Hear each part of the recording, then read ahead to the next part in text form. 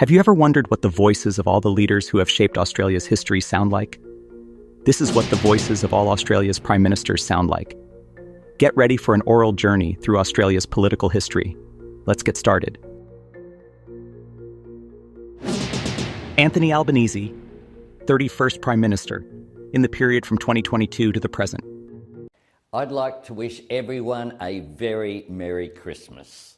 For so many Australians, this is a chance to rest, to spend time with our family, catch up with friends, and to cherish the memories of those no longer with us. Scott Morrison, 30th Prime Minister, in the period from 2018 to 2022. In addition to the arrival declaration and the support of legislation that is put behind that. So by no later than midnight tomorrow, that's 11:59 p.m. Saturday. Malcolm Turnbull, 29th Prime Minister, in the period from 2015 to 2018.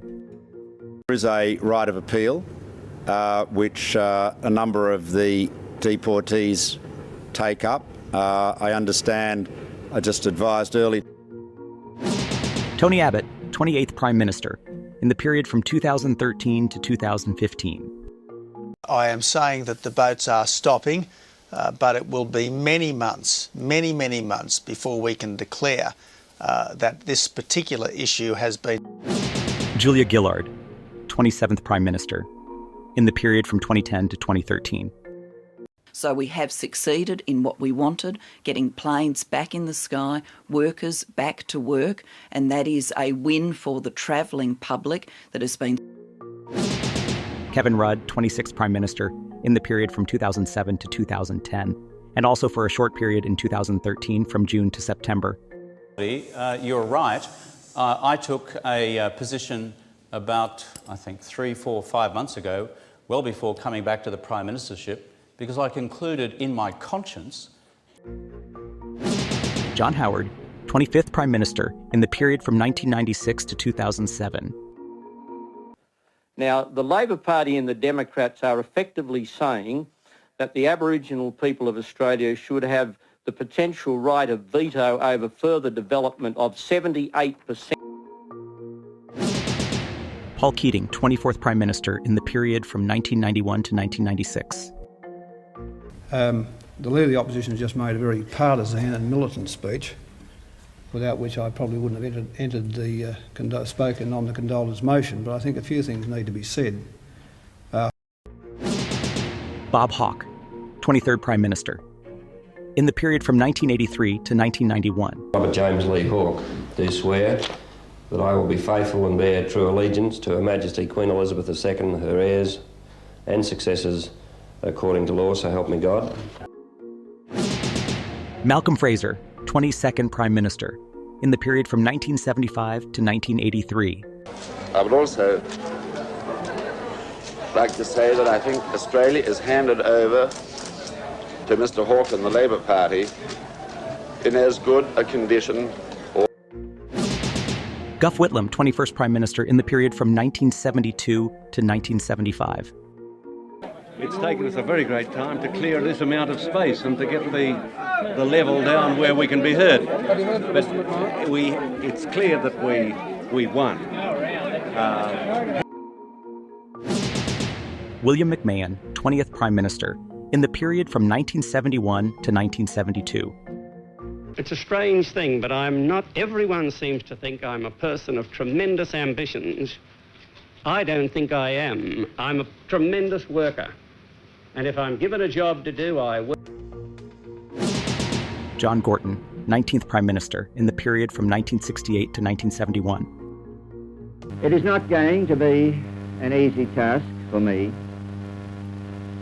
but to Australians, I would now say this in this moment. They can be sure that I will try my best. John McEwen, 18th Prime Minister, in the period from 1967 to 1968. No audio resource available.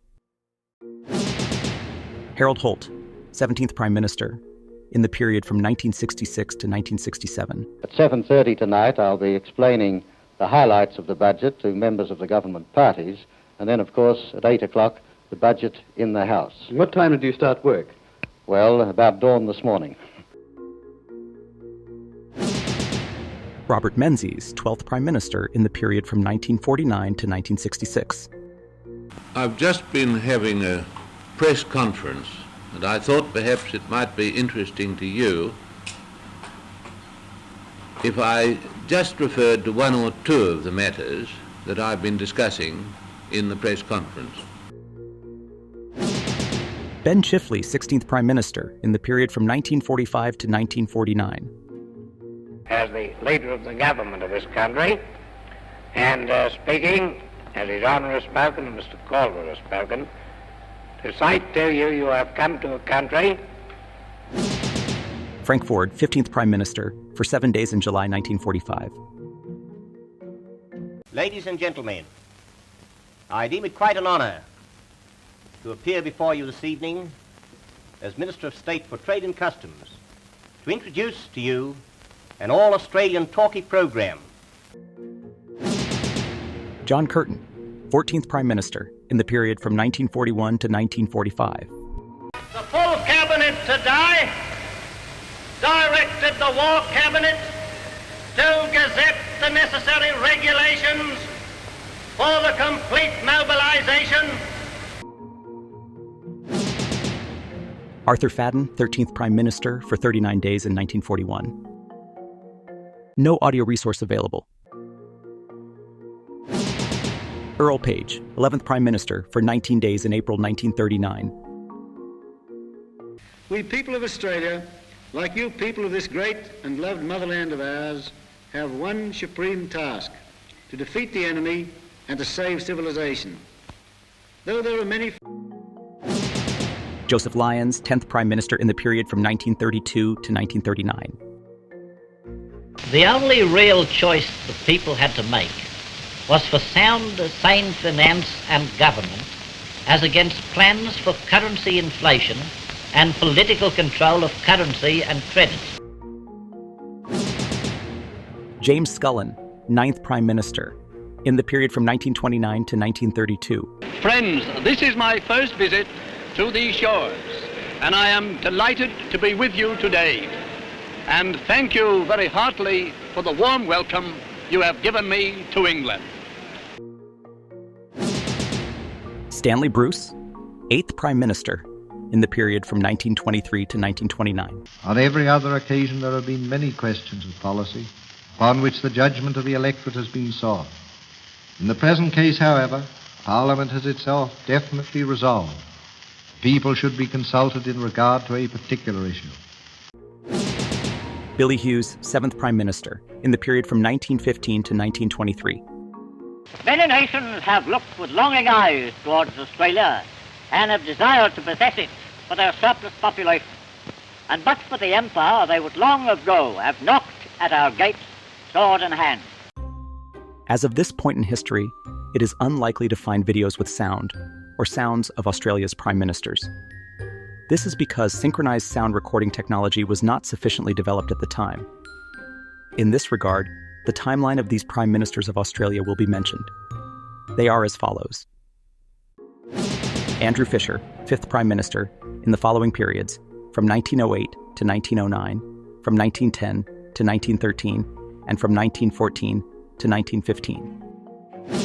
Joseph Cook, 6th Prime Minister, in the period from 1913 to 1914.